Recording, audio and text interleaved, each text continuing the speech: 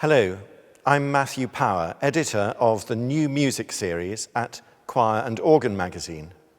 I've come to the chapel of Trinity College, Cambridge, to meet our new music partners for 2025 and the first of our composers.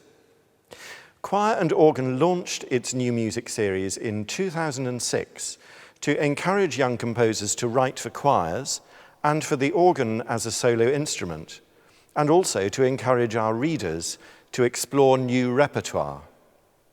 Each year we commission 4 young composers to write a short piece for choir or organ. We interview the composers in the magazine, and the score is placed online for 6 months for free download.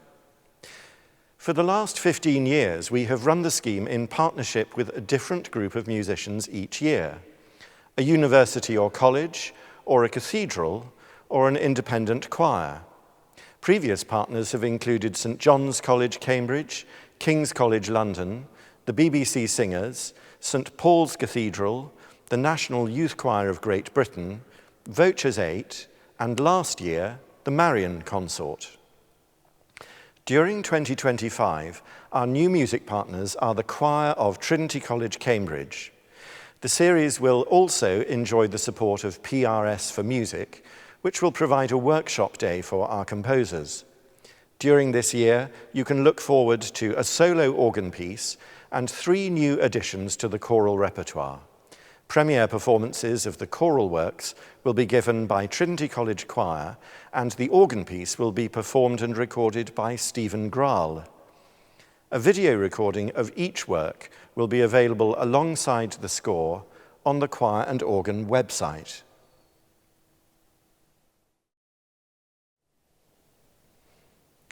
The first of our 2025 new music composers is Alice Beckwith. In 2023, she was one of 6 musicians selected to take part in the Cheltenham Music Festival Composer Academy. Alice, what was that experience like, and what music did you create? I wrote 3 songs for the Caris Singers in 2023.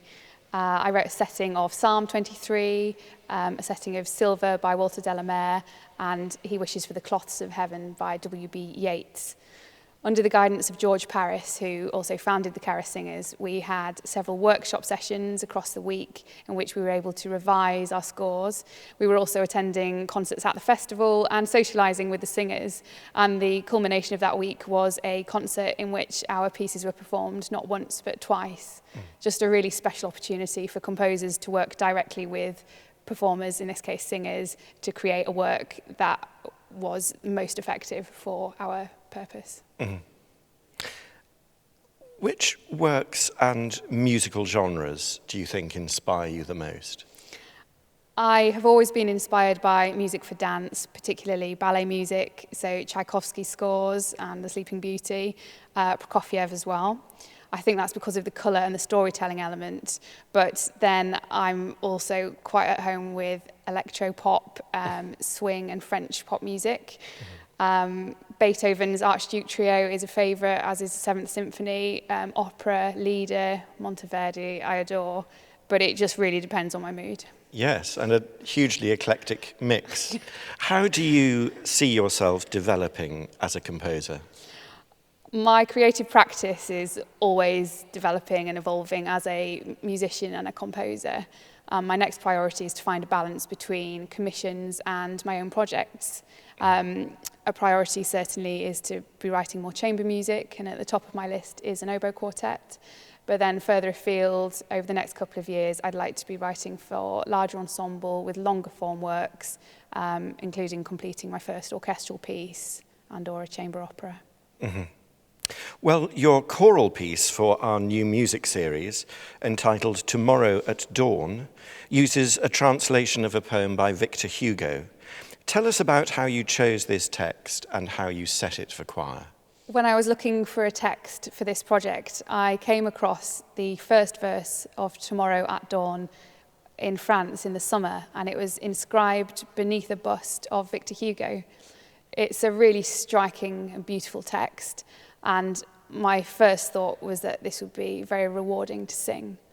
When I got back to the UK, I looked up the full poem and then a translation.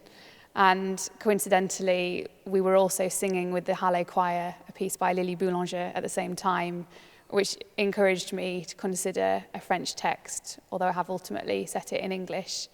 And at that point, I knew that my job as a composer was to do the text justice and to find the best musical interpretation. Yes, well, when the text changes its perspective, your music does as well. And then the harmonic language intensifies towards the end of the piece. Is key important to you in terms of colour? When I was writing Tomorrow at Dawn, the text dictated the melodic line, which in turn dictated harmonic colour.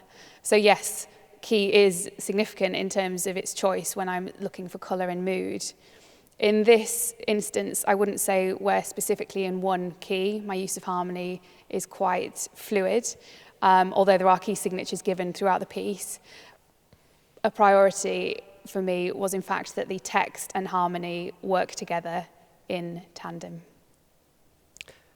Well, now it's time to hear the first performance by the choir of Trinity College, Cambridge, of Tomorrow at Dawn.